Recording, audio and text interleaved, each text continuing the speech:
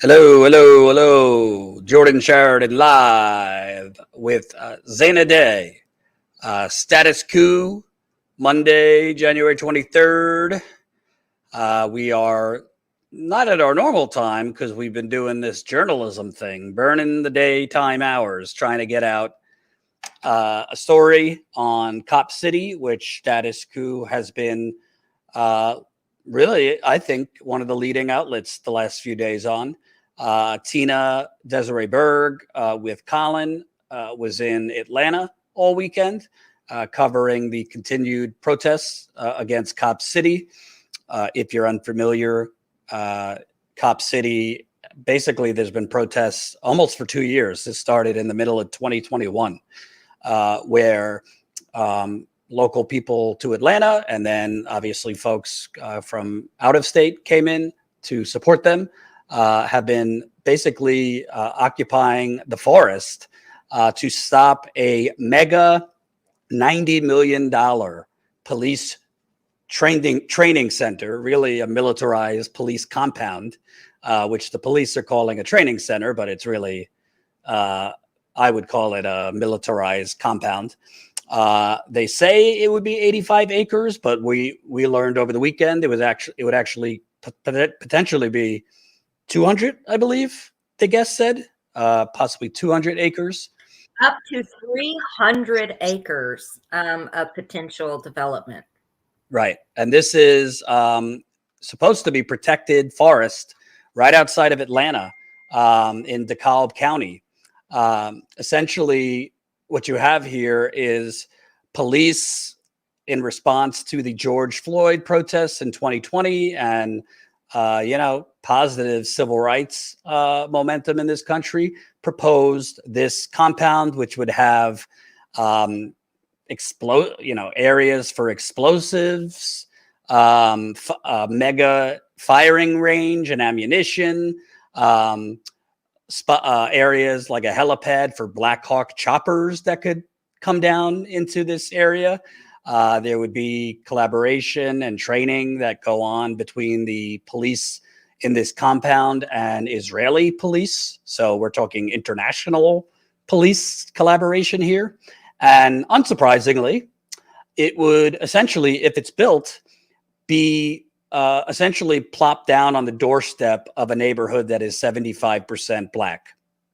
And those neighbors are overwhelmingly against this. But it seems that the politicians and police, with the funding of a lot of corporations, are disregarding this African-American community and the environmentalists and just, I would say beyond environmentalists, Zaina, just people who don't want,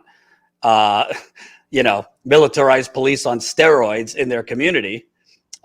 We should also say that this is native land where they would be putting this.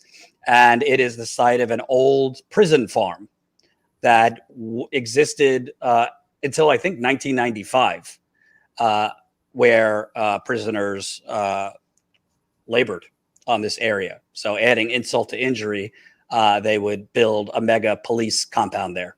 So before we get to Jordan, this also comes on the heels of a year and a half ago, Atlanta posting a contract for the largest scale surveillance in American history with 11,000 video cameras to record things like people coming in and out of stores, traffic, license plate, neighborhoods. So first they developed this massive surveillance state. Now they're literally developing a massive police compound that will also have training from organizations like the Department of Homeland Security, the Federal Bureau of Investigations, as well as Camus. What is Camus' last name? I don't want to miss. He had an interview that we'll be talking about this later.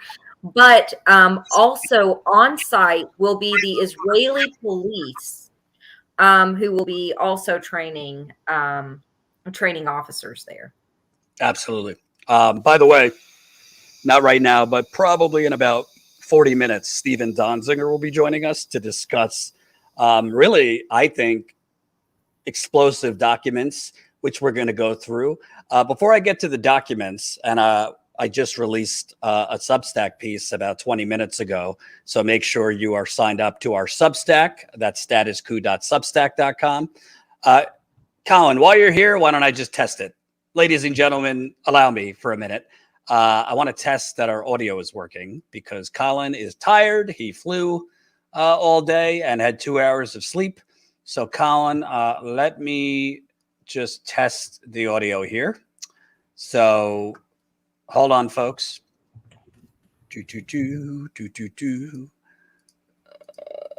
All right. So video, remove, stop screen, share screen, Chrome tab. Here we go. Here we go. All right. And while you're getting that, Jordan, someone asked about Kim Brown. Speaking of Kim Brown, she actually has done a couple stories on this. While reporting for Status Coup, she actually did an interview, I believe it was a week and a half ago, the day after the shooting, I believe, of a forest defender, Tortuga. She did an interview with one of the activists that you guys could find later on Status Coup's YouTube page as well. Absolutely. Colin, let me know if you're hearing this. Police training facility. So there's been a group of activists and forest defenders here the last few months. Perfect. All right. You can go to sleep. You can leave. God bless you. You can't see Colin, but him and Tina burned the midnight oil. Let me get rid of that. Burned the midnight oil.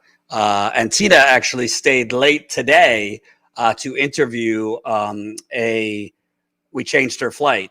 She stayed late to interview one of the protesters who was arrested. So that will probably come in a few days because we need to do some editing to protect the protester's identity. But wait till you hear this interview.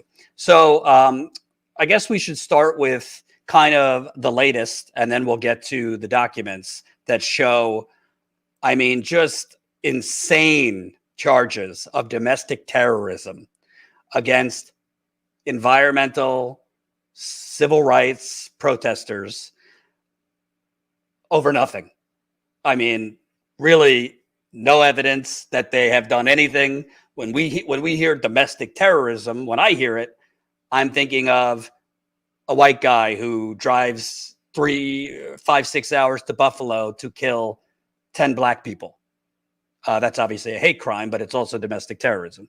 When I hear domestic terrorism, I'm thinking, Timothy McVeigh and the Oklahoma City bombing. When I hear domestic terrorism, I'm thinking, hate crimes. It doesn't necessarily need to be just specifically hate crimes, but real mass violence, not what we're about to show you, which are some of the flimsiest charges and complete moving of the goalposts, Zaina, to criminalize protest. Now, this is not to say, I'm sure in your career as a progressive activist, former journalist, that we've never seen protesters like throw water bottles at police or light cars on fire. I've seen it. I've seen police doing bad more than I've seen protesters doing bad. Most of what I've covered in my career has been civil disobedience and protesters not being violent at all. But I personally have never seen a protester, whether it be Standing Rock, Black Lives Matter protests I've covered, do anything that would, I believe, rise to domestic terrorism. But the charges and the charges that we're going to go through are from December of last year. They charged 5 individuals with domestic terrorism based on essentially the Department of Homeland Security, which was enacted after 9/11, moving the goalposts to declare a group defending the forest against this militarized police compound domestic terrorists. And so who's really terrorizing who here? The people who, the corporations, the city council, the representatives, the police state who want to dig up potentially, thousands, if not, I'm sorry, 80 to 300 acres of protected indigenous forest to build a massive police complex? Or is it the people that are fighting against that when there was overwhelming support for the Stop Cop City movement in Atlanta, and Atlanta residents were overwhelmingly against this complex? So here you have essentially what we see all the time, and that's police investigating themselves, police making charges for individuals that are protesting an institution that is to be built by and for the police. Absolutely. We're going to get to the story, but I wanted to do a quick PSA because I think it's important.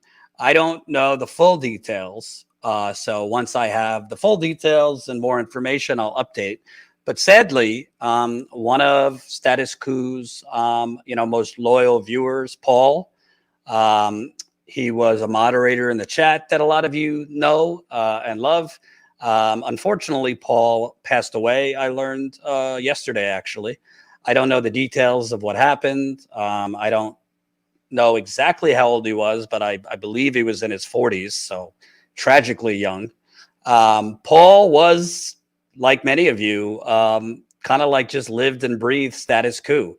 Not that you don't have other things going on, and not that Paul didn't have other things going on, but honestly, I can't remember a live stream that Paul wasn't here. I can't remember a live stream that Paul wasn't in the chat. I can't remember a troll that came that Paul didn't ferociously defend us against.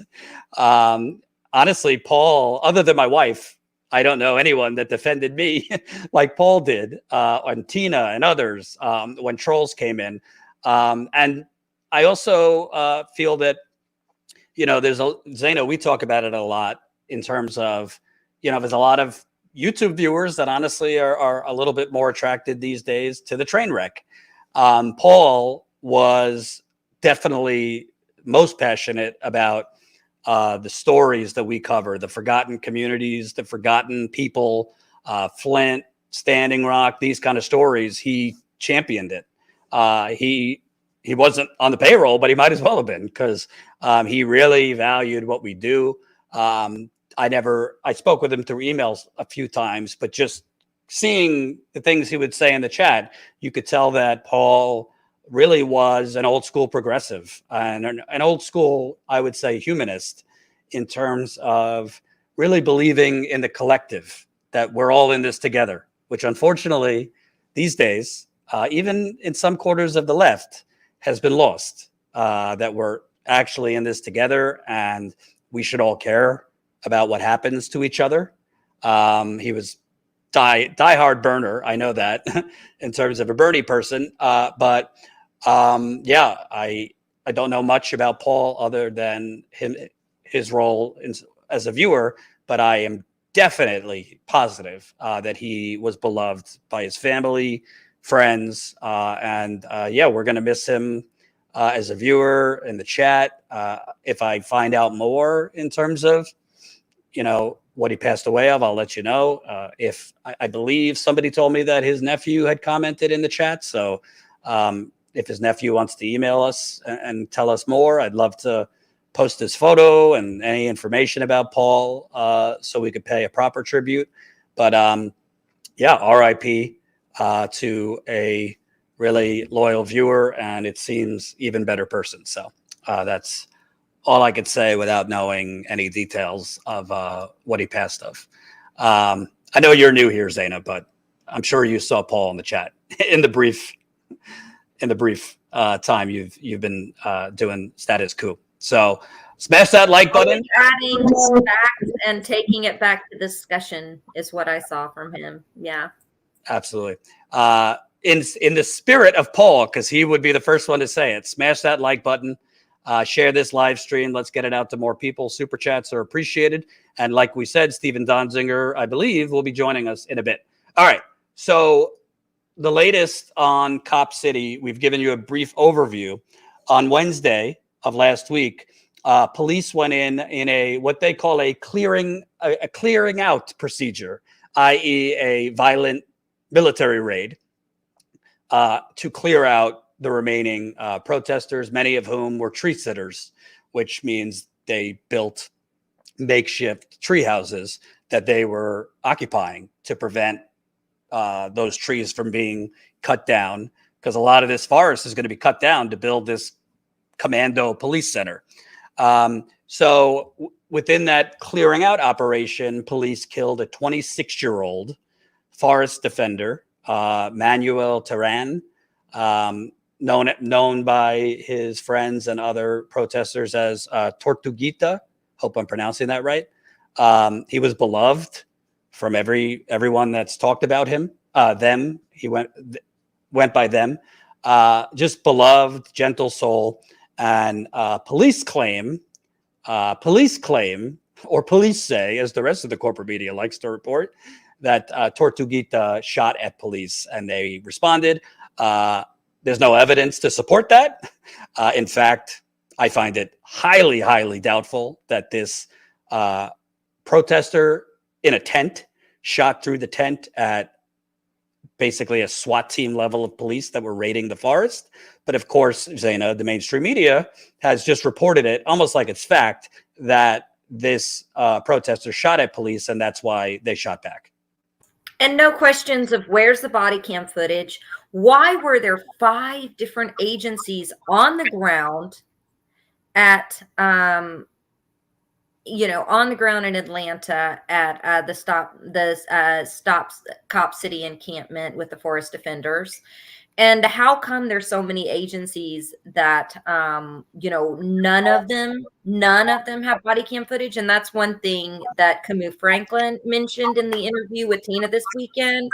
That's another thing that, Steve Donziger has also been talking about. So we'll probably get into that later, but I haven't heard anything about it from the mainstream media.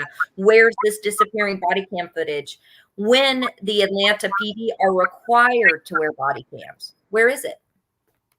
Right. And by the way, bigger than the Atlanta PD, what's the point of all these laws mandating body cam footage if police can say, oh, I forgot to put my body cam on. Okay, remember next time. And nothing happens. Of course, they're not going to have their body cam footage on. But again, we're not going to be like the corporate media. I don't believe that a 26-year-old shot through a tent at multiple police officers.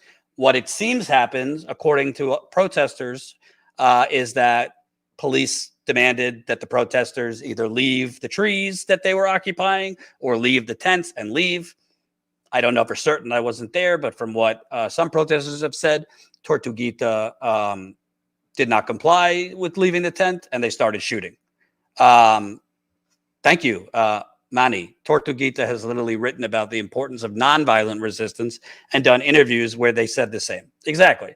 So it doesn't pass the smell test, but this is the definition of Noam Chomsky's manufacturing consent. The police give the narrative and the corporate media runs with it. And then you have people on social media and elsewhere saying, why are you defending someone who shot at? I don't know whether it's the CIA, the FBI, politicians, definitely the police. I think it's good to scrutinize things that are, especially when it comes to life or death things, matters, and ask for evidence of such, not just breathlessly regurgitate what the police tell you. The police, who we remember George Floyd, the original press release that went out was a medical incident. And this man had a medical incident and died. Without that video, that's what would have been sold, a medical incident. So, and by the way, that's the story over and over and over again. And the, the mainstream media, they're absent on this. They're not acting as the fourth estate. They're not reporting, you're not just supposed to take what's handed to you from government agencies, from police force, and take it as the truth. That's supposed to be our jobs to dig in order to find the truth, and that's not what's happening here with most of this coverage. And in fact, they're running Tortuguita's name through the mud, which breaks my heart for his family. His mother has spoken about uncovering the truths about her child, and combating this narrative that's always put out there about activists or about police violence. There's always a narrative smearing the person who was who died or was injured or impacted by police violence. Right. And also, Zaina, you were investigating this, and we should give credit to Tina. She's probably on her flight home now. But Tina was, on the ground all weekend. She was covering the protests. Our footage, I think, has like 130,000 views or something like that on Twitter right now of the police cars on fire during a protest. But Tina was investigating, and I know you've looked as well. There seems to be a lot of corporations that are funding these the police foundation there that are pushing this Cop City compound. And I mean, Waffle House and multiple banks. I think Amazon was one of the sponsors. There's a lot of corporations that are flooding money into the Atlanta Police Foundation for this mega compound.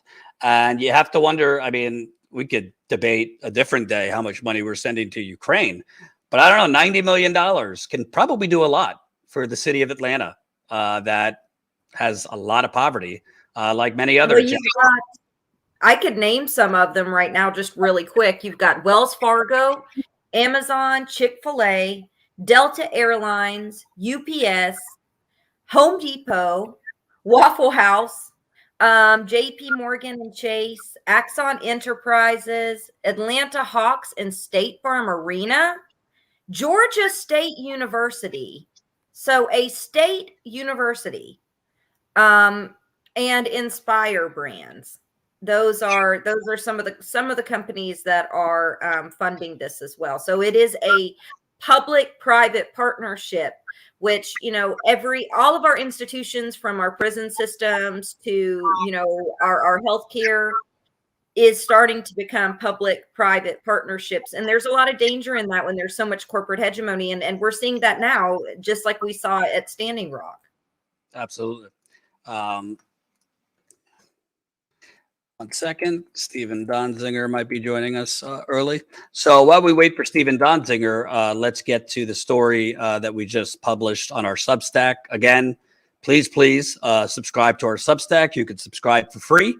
You'll get, in addition to notifications when we're going live, original reporting as well. And I think this is outside of the life that has been lost, outside of the really, really large environmental threat that Cop City poses. The normalization or the attack on the First Amendment that the police response to Cop City and the governmental complicity, the government going along with the police basically brandishing environmentalists, civil rights activists, domestic terrorists. There's a lot of people that rant about censorship on the internet for good reason. I mean, this is as bad as it gets when it comes to censorship, because this is basically criminalizing the First Amendment. Let's go through just some of what we've uncovered. This is publicly available information, but from what I could tell, Tina sent it to me earlier, and it hasn't been largely reported. Here are just 5 of the protesters that were arrested.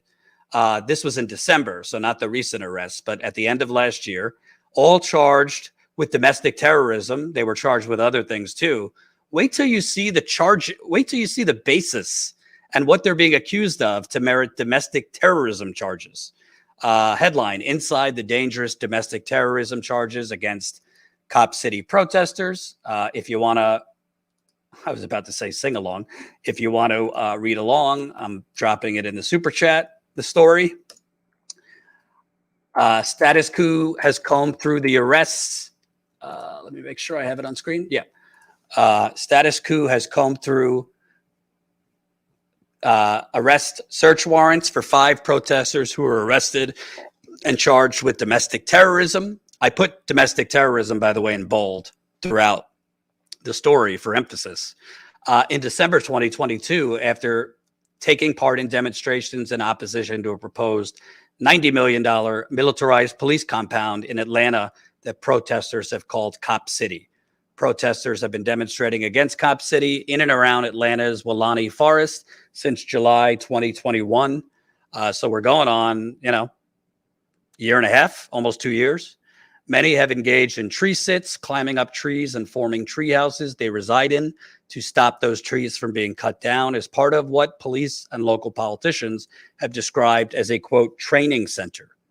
The sprawling center would actually form a mock city with testing areas for explosives as well as firing ranges.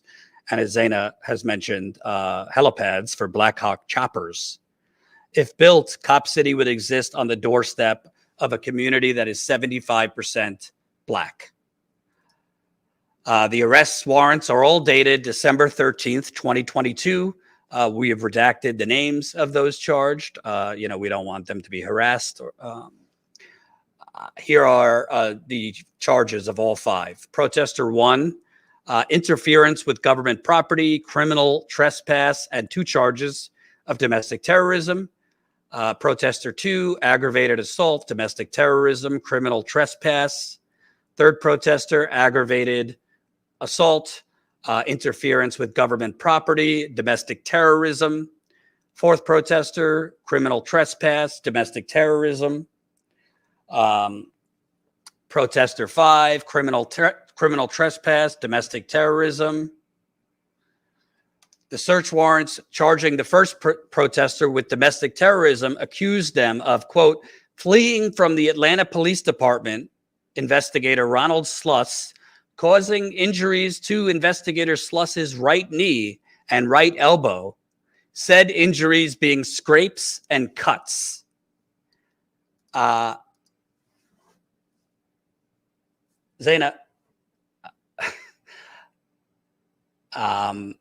scrapes and cuts to an officer is now domestic terrorism. Now, you could say, well, you should flee from police. That's always the response.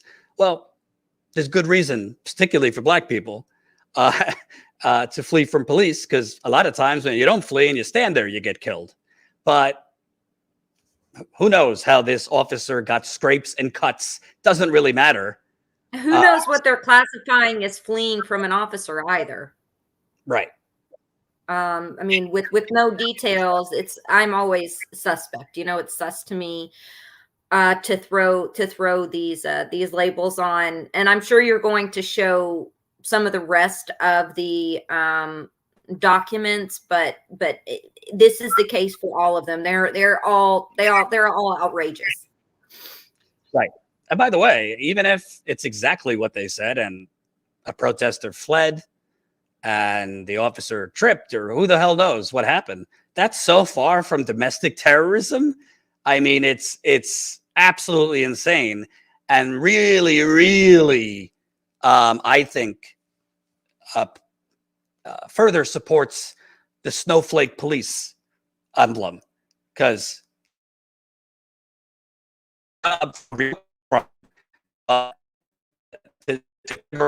scrapes and bruises as domestic terrorism is beyond the pale, totally beyond the pale. In secondary charges, you're cutting out. You're cutting out a little bit, Jordan. Hold on.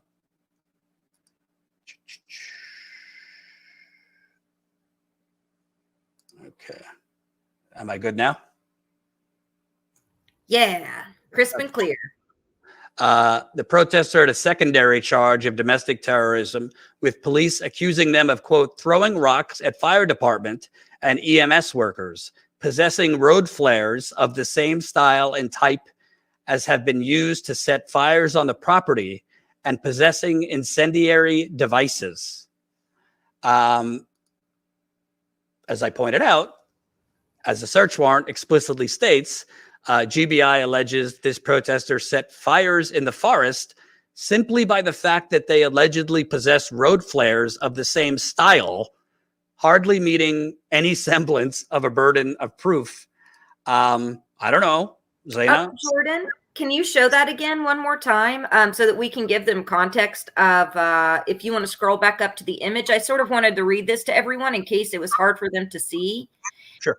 This says, said offense being described as participating in actions as part of Defend the Atlanta Forest, DTAF group, classified by the United States Department of Homeland Security. Remember, Department of Homeland Security was only created as a response to 9/11 within the Patriot Act. So it is a new institution. A lot of people, don't realize how new it is, but it's less than 2 decades old. Said group has publicly claimed responsibility for numerous acts, while stating their intent was to intimidate employees of the government and private companies into not accepting or completing tasks in and around the site of Atlanta Police Training Center. Now, rallying against, doing rallies, doing protest, and this takes us back to the 1960s and 1970s, or hell, all the way back to the Battle of Blair Mountain when it wasn't domestic terrorists that they were labeled as, but they were labeled as extremists that marched up Blair Mountain standing against the pollution and the lack of pay from coal companies. Well, this is very similar. The language here says private companies into accepting or completing tasks in and around the site of Atlanta Police Training. So even having private companies accepting the task could be labeled as extremism. These acts have included vandalism at offices and private residence, throwing Molotov cocktails, rocks, fireworks at uniformed police officers, arson of public buildings, heavy equipment, private buildings and private vehicles, shooting metal ball bearings at contractors, discharging firearms at critical infrastructure, preventing access to private land, and several other violations of the law. These claims of responsibility have been made on websites, social media, and graffiti tagging. So the claims of responsibility have been made on websites, social media, and graffiti tagging. How does that track, and how do they arrest an individual for something that's tagged on a rock? How can they claim that that's even true, or that person did it? It's just so broad. Here we're looking at something that's extremely broad, and tying a whole bunch of different things together to one group that may or may not be connected. I thought that it was important to kind of go through what that was. And I see Steven's here. And by the way, we're about to bring in Steve Donziger. A protester that is situated in a tree might have a flare for when it's dark, not because they're starting fires. Joining us now is human rights attorney Steve Donziger, who successfully fought Chevron and was jailed for almost 3 years between house arrest and actual federal prison. Fortunately, is now out fighting the good fight. And Stephen, you've been, very public, speaking out against Cop City and the dangers of this labeling of protesters domestic terrorists. I know you just came to this, so you might have missed this, but I just want to show you this part so you kind of get a taste of some of these charges. But in December, they charged one protester with domestic terrorism for fleeing the Atlanta Police Department and causing injuries to a police officer, including scrapes and cuts. Another protester was charged for occupying a treehouse on the site, refusing to leave, and posting videos and calls for actions on social media sites. I think you get the picture. Most of these are fairly flimsy. And of course, they just killed a protester. What are your thoughts as you watch not only the murder of this protester, but the moving of the goalposts to brand environmental protesters domestic terrorists? Well, first, thank you for having me, and thank you for your great coverage of this issue. It's largely being ignored by big media. And it's a very significant thing for free speech, for advocacy, for our country, what's happening in Atlanta right now. It's a slow motion assault on the very idea of climate activism. And, you know, the whole idea of charging protesters, peaceful protesters, with terrorism is preposterous. It's legally and factually a joke, as you can see from those affidavits that you uncovered.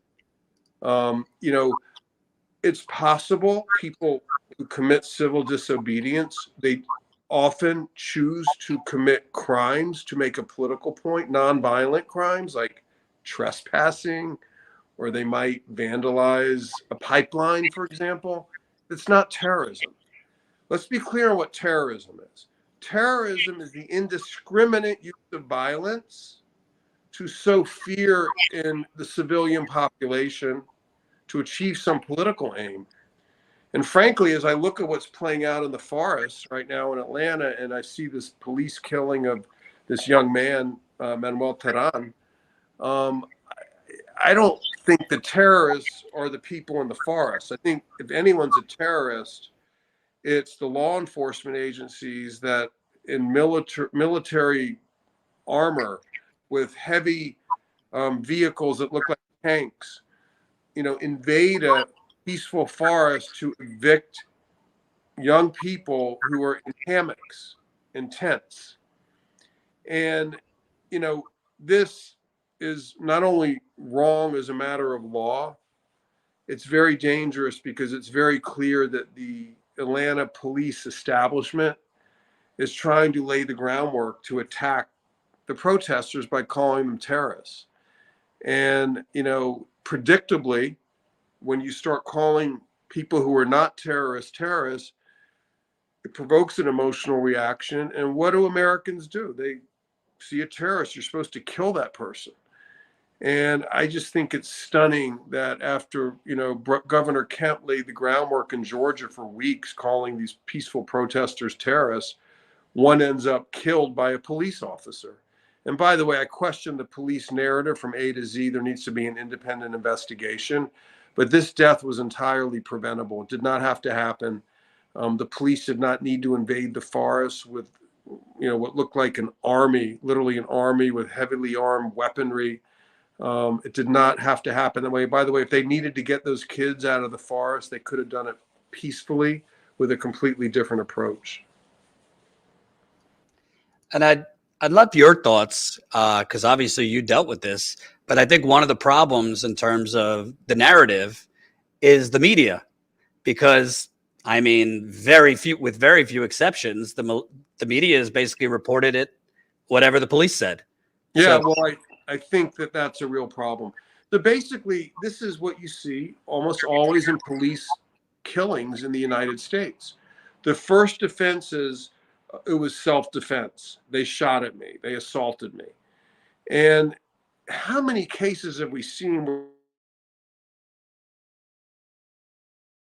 has emerged after the police put out this supposed self-defense claim, and it turns out actually the police were the assailants. They were assaulting and killing people.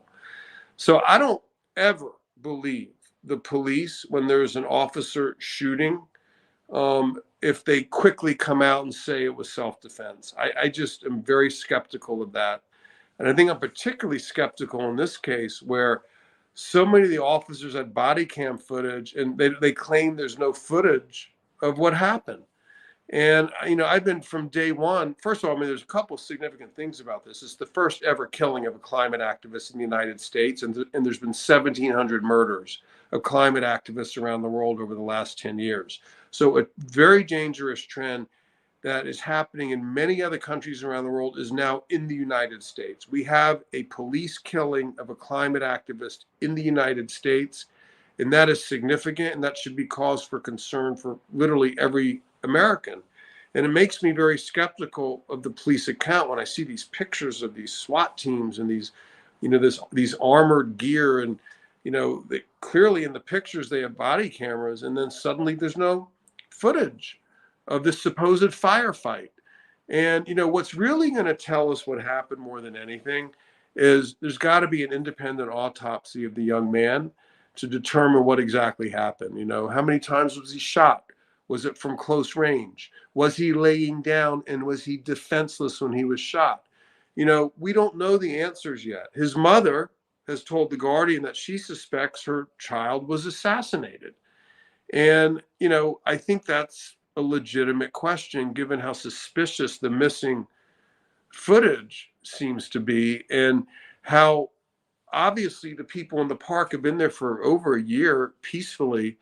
Why was someone killed here? I mean, is it really true that this individual who was an avowed pacifist would just take out a gun and shoot an officer when there's literally 100 heavily armed officers around that officer? I mean, it makes no sense to me.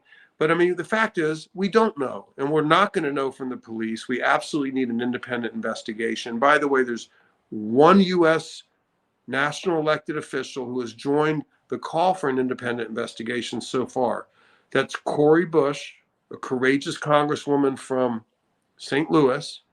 In the meantime, all of the Georgia political establishment, Senator Warnock, Senator Ossoff, Stacey Abrams, and so many others have been completely silent. You know, they should be calling for an independent investigation now. And I'm calling on them to do that.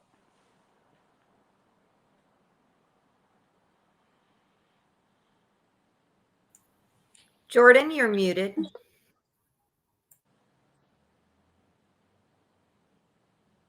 I just want to read Warnock's response because it's pretty grotesque, if you ask me. He didn't respond that I could tell on the record about the murder of this environmental protester, but he did respond to protests from Saturday. Yeah, you know, police car was lit on fire, invoking Martin Luther King, saying, "I'm praying for the victims of the horrific." Oh, wrong tweet. Hold on. Sorry. Here we go. "I'm praying for Atlanta, and I'm deeply saddened by the inexcusable violence we saw last night. As Dr. King said, violence never brings permanent peace. We must keep working to strengthen trust between our police and communities. Only when we see lasting change and true safety." Of course, you know, we're all white folks, but I'm pretty sure MLK would be with the forest defenders, you know, advocating, you know, for the land and against a $90 million police commando center. I also wanted to ask you, Stephen, obviously, you know about the environmental devastation in the Amazon to Ecuador. There is a massive environmental component here. This is supposed to be public preserved land. There's already been deforestation. There's water contamination around some of this area. This land used to be a prison farm.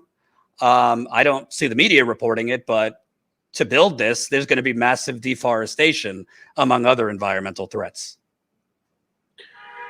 Yeah, and I think that's a really important point. I mean, I think what this issue in Atlanta brings together in vivid, you know, splendor, for lack of a better word, is the climate movement to deal with the climate crisis and the criminal justice movement to deal with police brutality, police racism, and over-incarceration, which are huge problems in the United States. And the idea that we need this type of police academy to basically train police in urban warfare, which they're going to turn on mostly communities of color. The idea that we would need that built anywhere, I think, is a bad idea. Okay. But to build that in this beautiful forest, one of the last green spaces in Atlanta, the land of the Creek indigenous peoples historically. I don't know if you've seen pictures, and I know you have a reporter down there, but it's gorgeous. And the idea that this whole area is going to be raised to build a center that, you know, that law enforcement is going to use to train, to attack the very people that are now being attacked in the forest, to me is nonsensical. And I think it's important, by the way, that those in Atlanta who are into the criminal justice movement to reform the police and to deal with over-incarceration stand in solidarity with these climate protesters. They need more support locally. it appears to me that the entire political establishment in Atlanta is backing the police, including the mayor, including, the senators. They're very tied into the big corporations in Atlanta, including Coca-Cola, Home Depot, Delta. They're funding this police academy. They've been silent. They need to speak out. And as a matter of fact, I would call on them to withdraw their support of this police academy. And, so there seems to be kind of closing of rank against the protesters who they claim are not from Georgia. By the way, that's a racist trope, in my opinion, meaning the idea that anyone who would come into an area and advocate for justice just because they're not from there somehow is illegitimate is the same arguments that were used by the Southern racists to keep Northerners out of the South to do voting registration. Okay, that's the exact same argument, the whole outside agitator argument. But I will say this, I reject that argument. The people who went to the forest, some are from Georgia, some are from other parts of the country. They understand the connection between this forest and everything happening around the country. The police academy, by the way, is designed to train people from all over the country. So, of course, trying to preserve the forest and stop the police academy is also going to attract people from all over the country. And I'm really glad these people have had the courage to stand up and speak out and protest. They need more support. And again, I'm calling on people in Atlanta to support them against their local political establishment, which clearly is way tied into the corporations funding this police academy as well as the local police force. Speaking of that, Stephen, there were 18 hours of deliberation at the city council before the vote was finished, before the vote was finished for Cop City. Within those deliberations and those 18 hours, more than 80% of the comments were against Cop City, with hundreds of constituents showing up, people writing letters, thousands of phone calls. So there has been an overwhelming lack of support, and the Atlanta community standing against this massive build, because this park it's also a place where people in the city can go for respite, where there's local ball games and there's local picnics, and people walk their dogs, and it's a large forest area that everyone can enjoy and has been a part of the community for decades. And so it was once public lands. The community overwhelmingly, there's been huge backlash against this. So this concept, there have been people that have come in from outside of Atlanta, from further in Georgia, and then other folks that can help come in and organize as well. But overwhelmingly in Atlanta, especially within the Black communities, there has been massive pushback to this. So the fact that the city council voted 10-4 to finish this contract, to start construction on Cop City, despite this massive pushback from the community, means that they just completely ignored their constituents. Like you said, Ossoff's silent, Warnock is silent, Atlanta's mayor is silent. No one from Congress has spoke up besides Cori Bush. Thank you, Cori. Cori's a friend of mine too, so I got to send a big shout out to her for actually saying something. But people have been organizing for a year, and the unfortunate thing is that it took someone dying, being shot by police, for this to make the national headlines that it's making now. We shouldn't have to have martyrdom in order for the public to be outrageously upset by this massive police institution that is set to be a benchmark for future developments in other cities across the country. Yeah, those are all really good points. Look, there's a lot we could talk about, but as kind of looking at this, I'm really focused on something quite narrow in terms of the next few days, which is there's got to be pressure and calls from all over the country for an independent investigation. We cannot trust the police to police themselves. It's amateur hour at the GBI, man. I mean, like, I tweeted about them today and they replied to my tweet. I mean, come on. Like, it's so unprofessional. Okay, there needs to be a real investigation. The GBI cannot do it. It has to come from some entity not connected to the police. And, you know, there is evidence that this young man was killed in cold blood.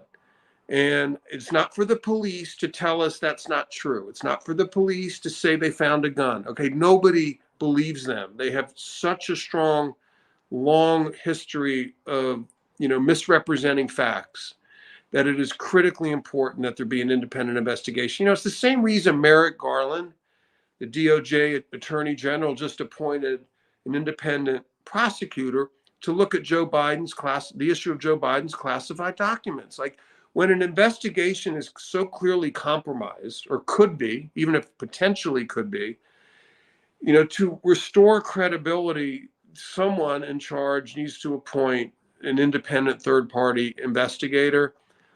The family needs to get Miguel's body, his remains, and have an independent, you know, forensic examination. It'll tell us so much about what happened. How many times was he shot? Was it close range? Was he prone?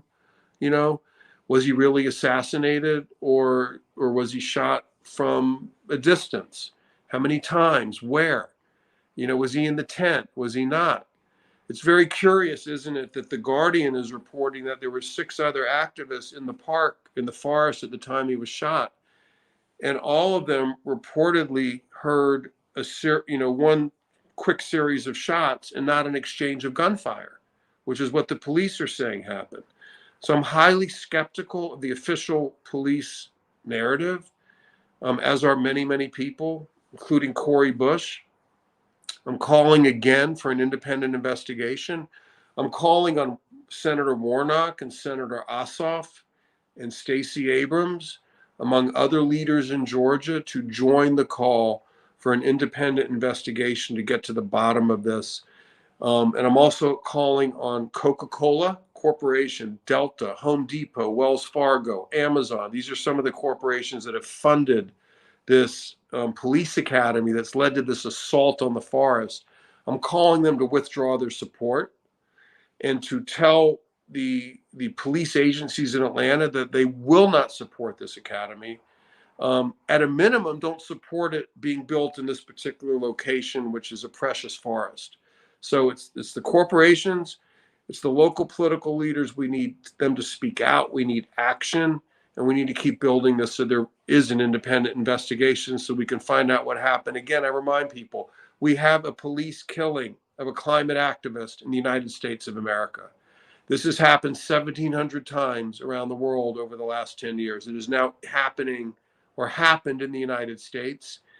And if we don't want it to happen again, we need to get to the bottom of why this happened. And we need to hold those responsible who did this. And again, I repeat, this could have been handled differently. You can clear a forest of 6 activists sleeping in hammocks and tents without basically sending in the Army Rangers with tanks, which it kind of looks like that was what was happening. Totally unnecessary escalation, designed to provoke violence, designed to lead to violence, so they can then justify why they did it in the first place. I know this, I've seen it before. Okay, we need to be cool. We need to get the facts, and we need to hold those who did this responsible. Stephen, real quick before I let you go, can you talk about, it seems to me that the goal of this police charging protesters within domestic terrorism is to deter protest. We've seen it at Standing Rock. We've seen it with other movements.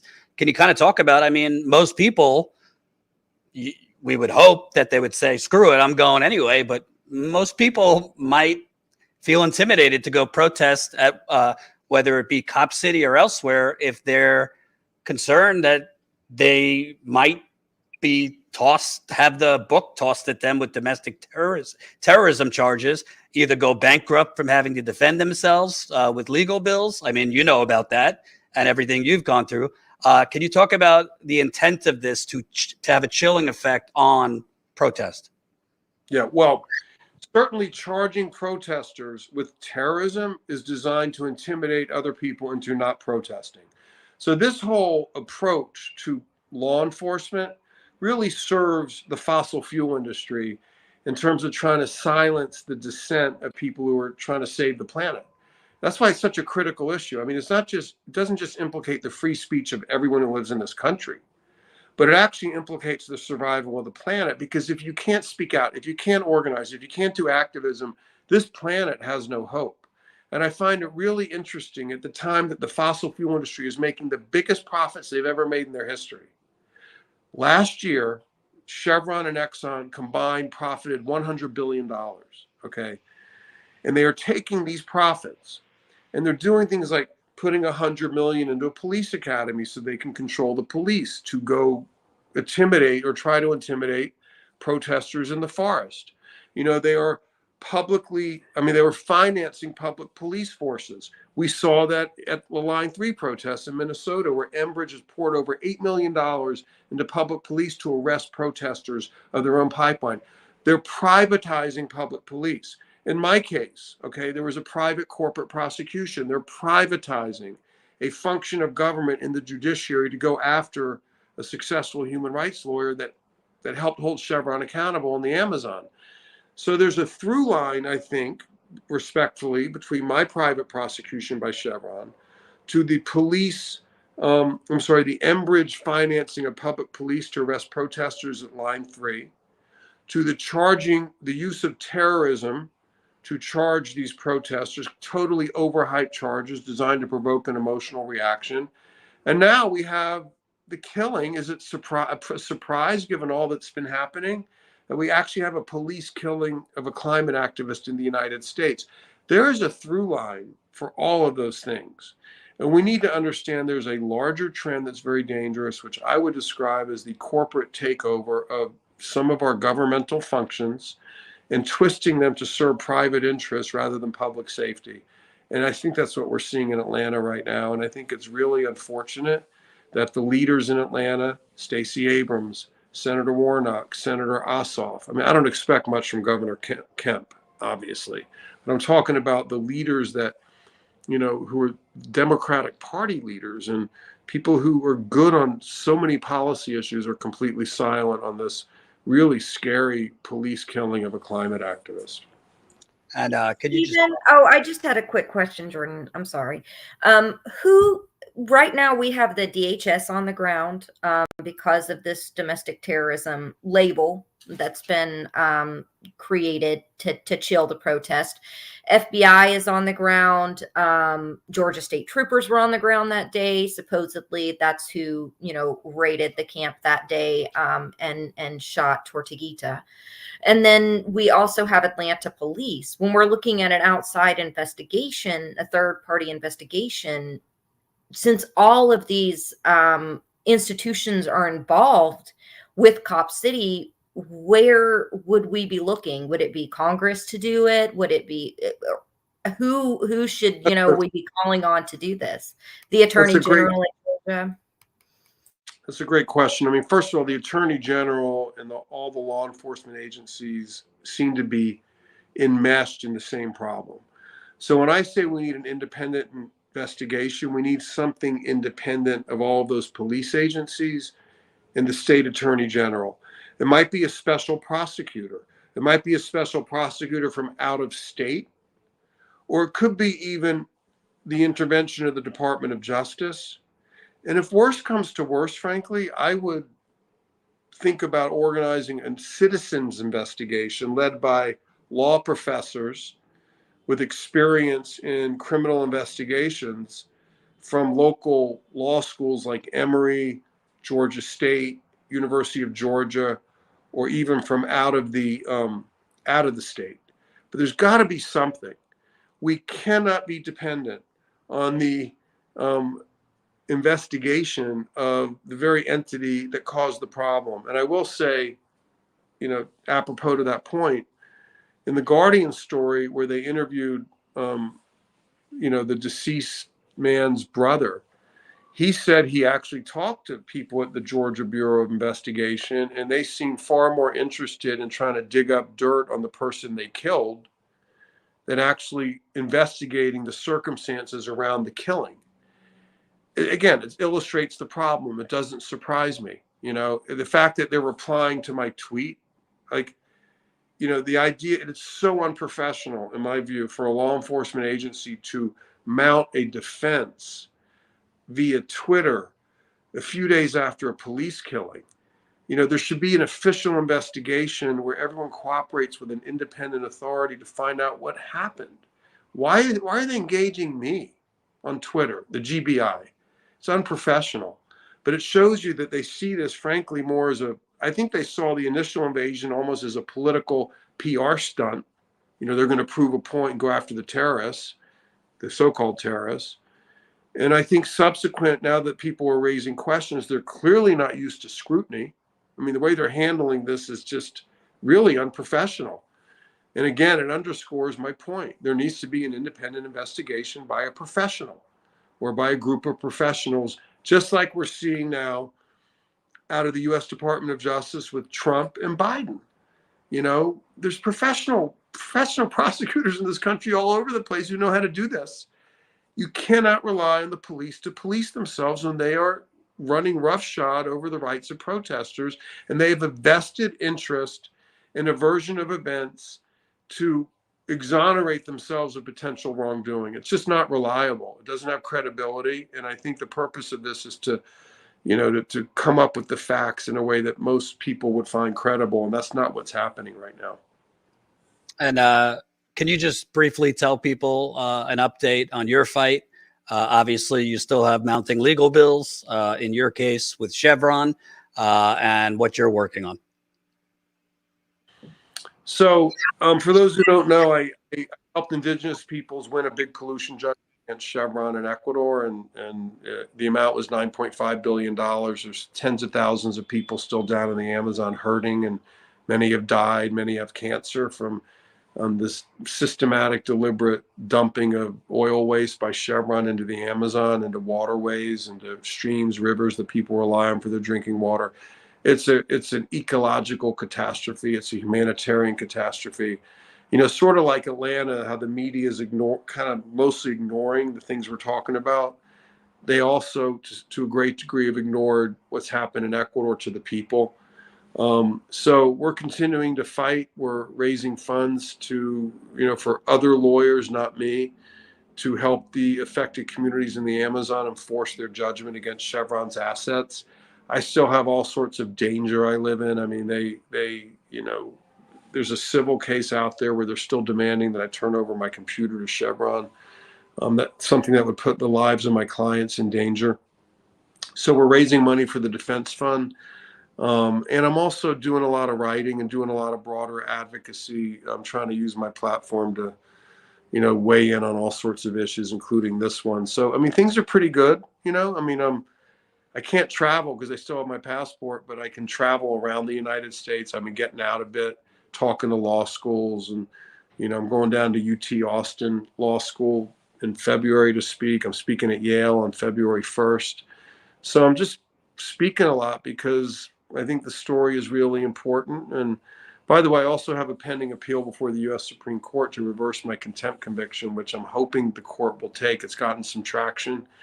And there's just a lot going on. I mean, as you know better than anybody, Jordan, the struggle for social justice, doesn't have an end point. I mean, you just always got to keep pushing. The other side, as we're seeing in Atlanta, as we see in Ecuador, they have a lot of resources. They're always trying to evade accountability, obtain impunity for their wrongdoing. And it's up to the citizens to fight that. And it's up to citizens to save the planet, by the way. And it's never going to come from the corporations. It's not coming from the police. It's certainly not coming from the fossil fuel industry. And it's, even though there's some steps in the right direction as of late, it's really not coming from the U.S. government, which can't even pull together a plan to phase out the fossil fuel industry, which is destroying the planet. I don't mean just phase it out overnight, like some sort of orderly phase out, some sort of real commitment, to a clean energy economy. So we have a lot of work to do, but thank you for asking. Because of the support of so many people, including independent media like Status Coup, you guys do great work. I'm still able to speak, and I'm actually feeling empowered. So thank you for what you do. It's helped me, and we're all in this together. If you can, like he said, he's still got major civil cases freedonziger.com for more information on how you could get involved and support Stephen. Thanks, Stephen. I appreciate it. Yeah, thank you. Good luck. Keep up good reporting. I look forward to reading more. Thanks. Bye-bye. And as a reminder, we'd love to take credit, but it was Tina and her badassery this weekend. She would be on right now, but she is flying back to LA. Speaking of that badassery, if you didn't see, let's show some of her reporting on the ground in Cop City this weekend from protests. Here is Tina on Saturday night as protesters went out to respond in, I believe, righteous and understandable anger at, as Stephen pointed out, the first, I think, execution of an environmental protester. All right, so we are in downtown Atlanta for the Cop City protests, where Tort, who is a forest defender, was killed by a state trooper this week. There are 13 other activists that are facing charges of domestic terrorism by the GBI, which is the Georgia Bureau of Investigation. Yes. Yes, I can stand here. Hello. So in the background, you can see that an Atlanta police vehicle has been set on fire. I did hear one of the cops say shots fired, but I think it was just backfire from the burning vehicle. So again, this is a protest against Cop City, which is the 85-acre police training compound that the city of Atlanta wants to build in the middle of a protected forest area. There have been activists that have been staged in the trees in the forest there now for almost a year. And they've been cleaning out the camp the last few weeks. It ended up with a standoff where one of the defenders was killed by a Georgia state trooper. Oh shit, it's gonna blow.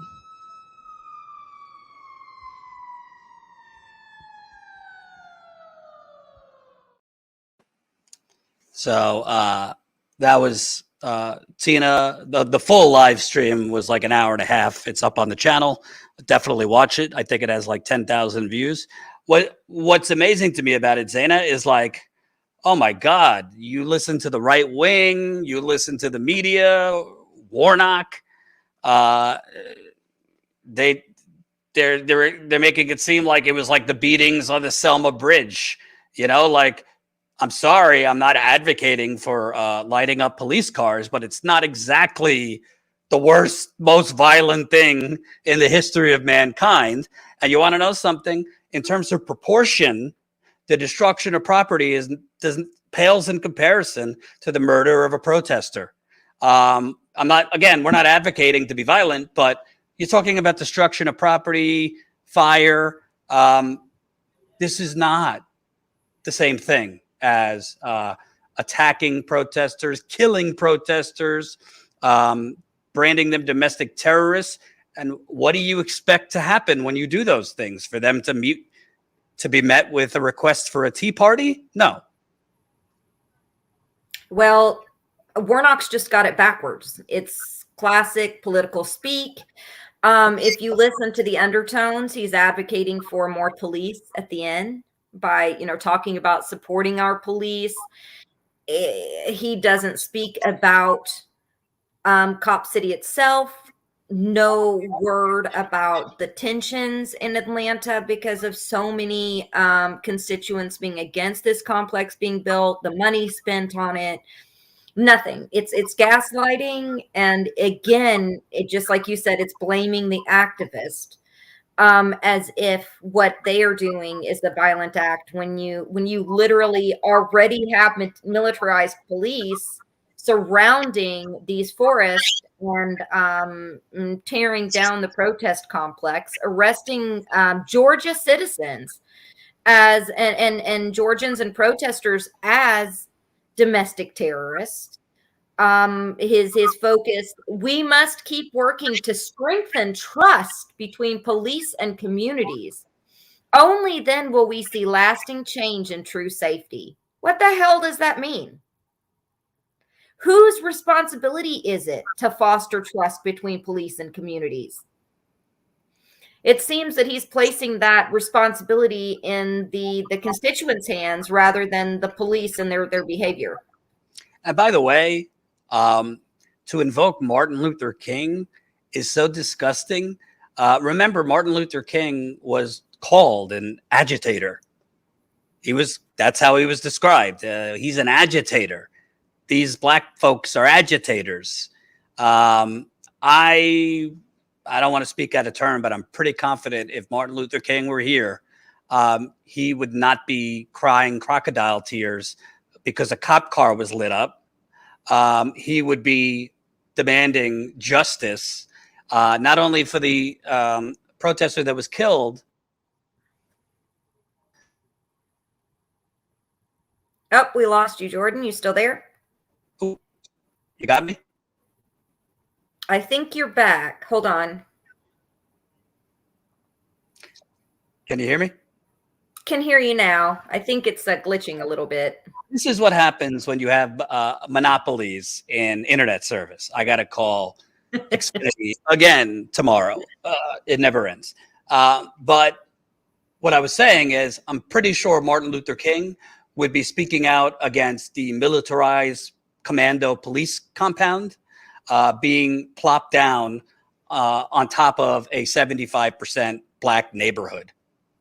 I don't think he would be speaking out against the police car lit on fire. So, well, I'll tell you,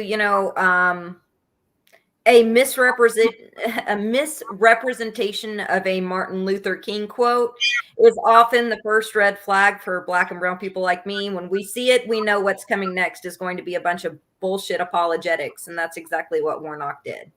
right. Said it started off, with something, the content of their character, not the color of their skin, or this.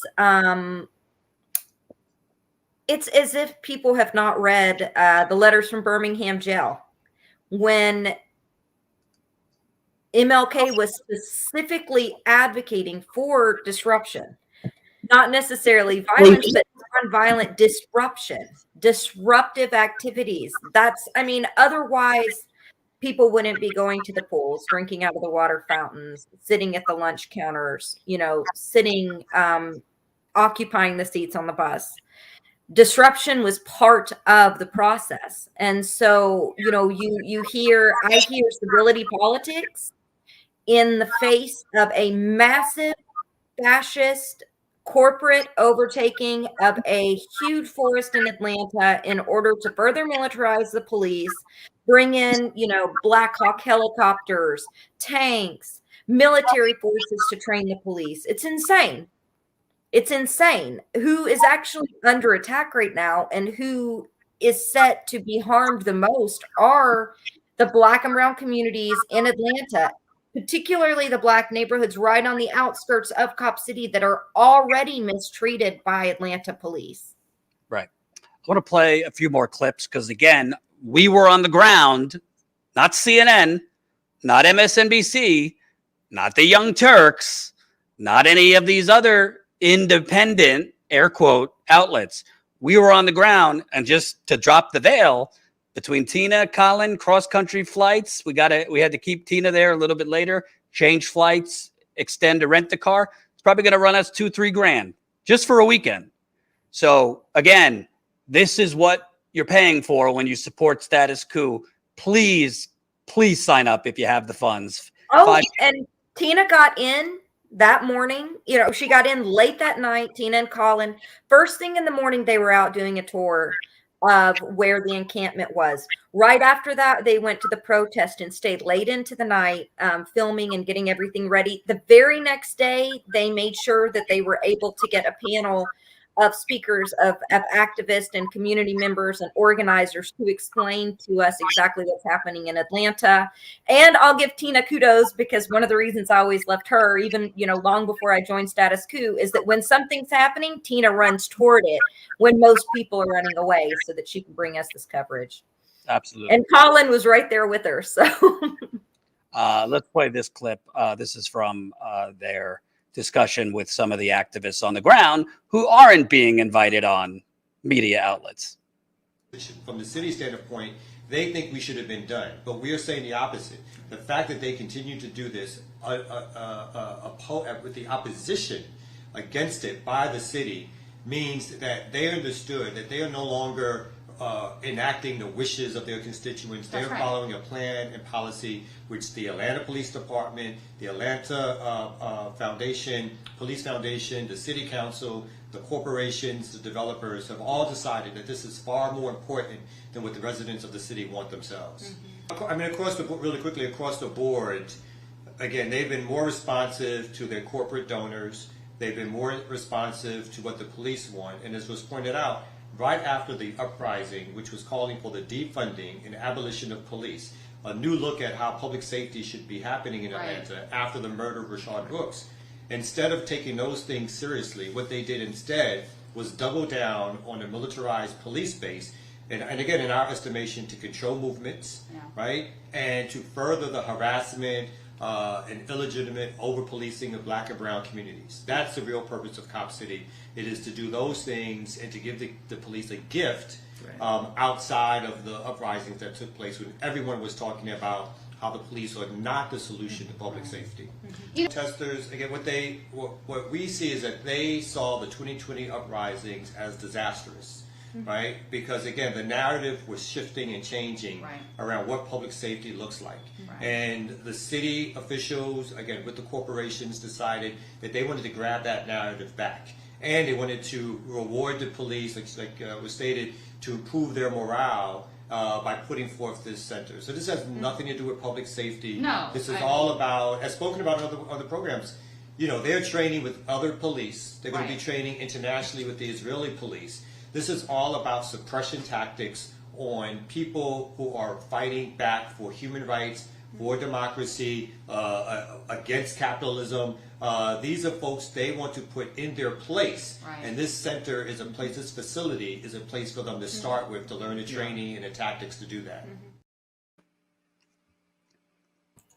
Jordan, just to be clear, before we go over what he said, this is Camus Franklin.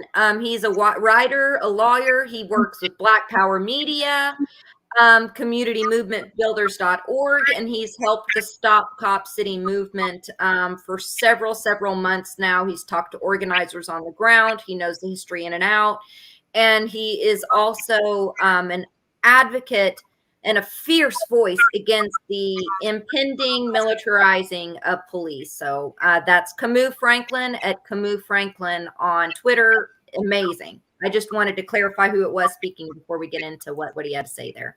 Absolutely. And I think it's very important, not just to promote ourselves, but why it's really important to get that stuff out there, even though these clips don't go viral, is a lot of that information, well, most of that information you're not going to get from local news, like your local CBS, NBC, local ABC. They're just going to do kind of like a minute and a half. If you're lucky enough to get a minute and a half, it might be 30 seconds on the newscast, just kind of showing the flames or regurgitating what the police say. They're not going to have like in-depth information on the corporations profiting off of it, that they're doing joint exercises with the Israeli police. This is why it's important to go there on the ground.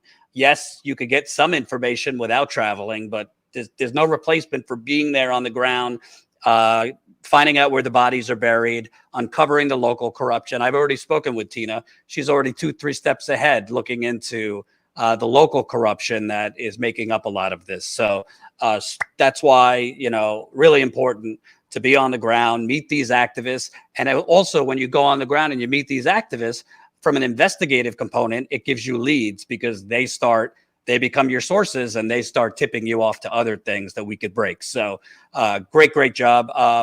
Let me play. Oh, and Fanny French also mentioned it is Kamau Franklin. Thank you, Franny. I've got a Persian a Muslim name, so people mispronounce it often. I want to be respectful. It is Kamau Franklin. And his name has been posted in the chat for anyone who would want to follow him on Twitter. And let me play one more clip. We got to wind up soon because I got to go help with the baby. But let me play one more clip of that panel. There's a lot of deception and lies being told from the police story. The fact that we're supposed to believe that these 5 agencies, again, DeKalb County Police, Atlanta Police, I've been told FBI, Georgia State Troopers, SWAT teams, all went in there. No body cam. In fact, Atlanta police are required to have body cam when they are enacting business or engaging in business.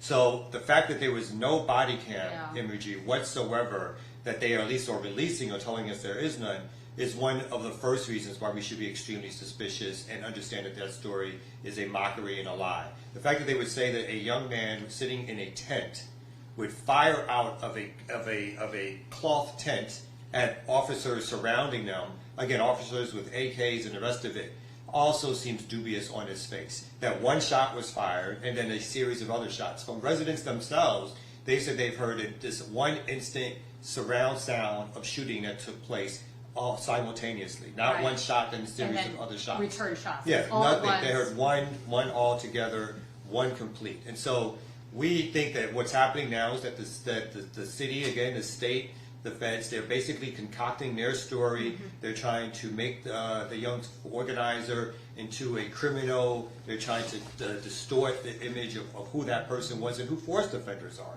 So we understand that the stories that are coming, similar when George Floyd was murdered by the police.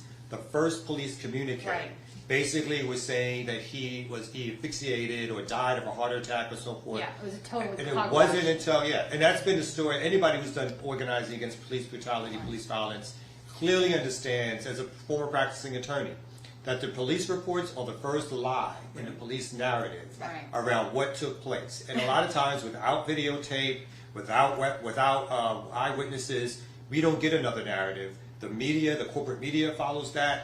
The state courts or the city courts or the county courts or the federal courts, they follow that. The judges follow that. The prisoners or the prisons and jails, they follow that narrative. That is the narrative that's now being put out there, and that is the narrative we. Yeah, couldn't have said it better.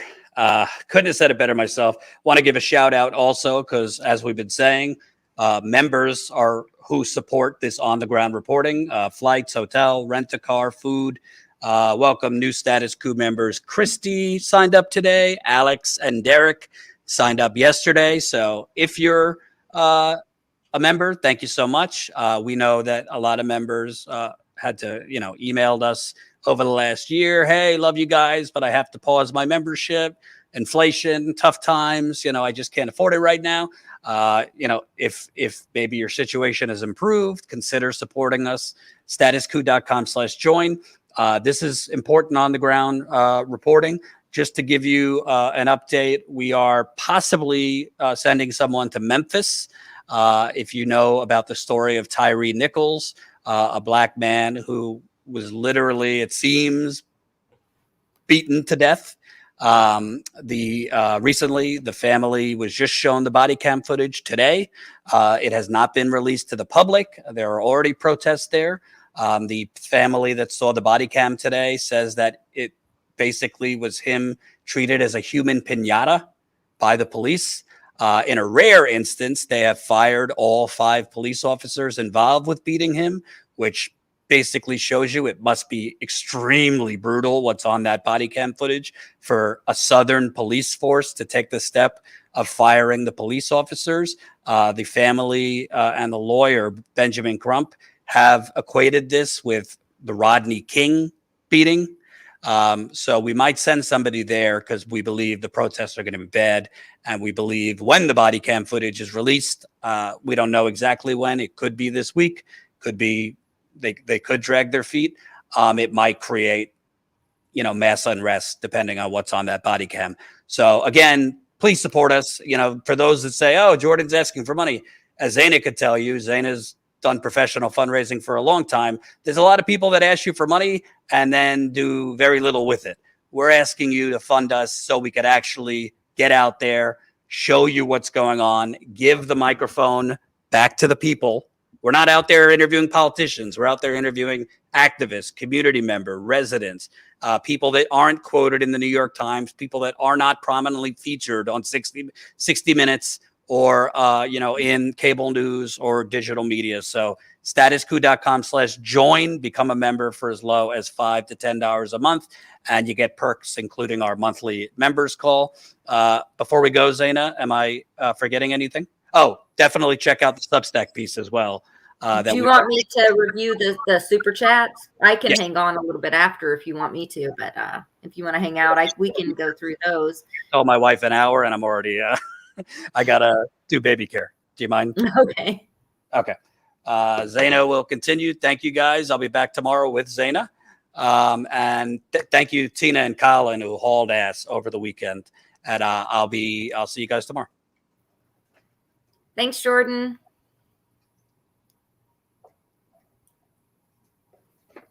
Let's see. We had Robin Bennett with $10. Thank you so much, Robin. We really appreciate you. GF Young. The merger of corporations with an oppressive totalitarian government is the textbook definition of fascism. Agreed, Jeff. We have Grant Johnson. Corporations absolutely should not be allowed to fund police. This is a very fascist mindset. Agreed. Manny Nile. In 2017, Atlanta named this forest one of the lungs of the city. It's beautiful. I know a lot of people say this is the last largest sprawl in Atlanta for the community to be able to get out of their homes and go and have a sprawling green space. Chris Garrett, the real issue is, do we need a militarized police? We already have a military that acts like the world police. Good point. Annette Worley. Thank you for the $9.99 super sticker, Annette.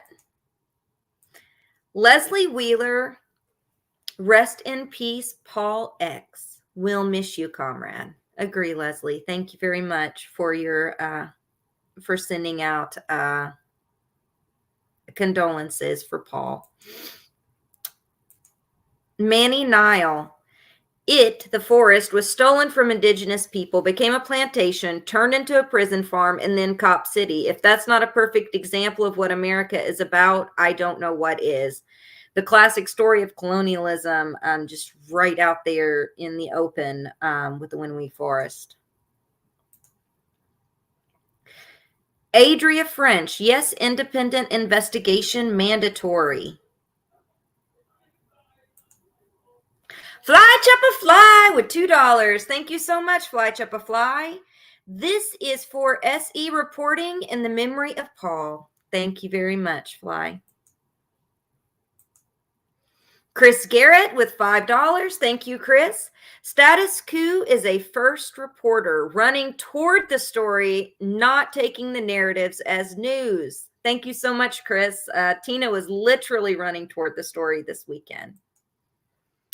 All right, we are going to call it an evening, but please check out the Status Coup channel. Right after this, I will drop in a series of videos that we have done.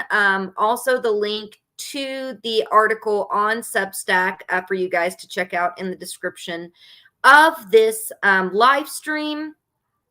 The Status Coup article also has links to some of our reporting. And as I had mentioned before, Kim Brown also interviewed someone that was on the ground when the shooting happened and the cop killing of Tortuguita.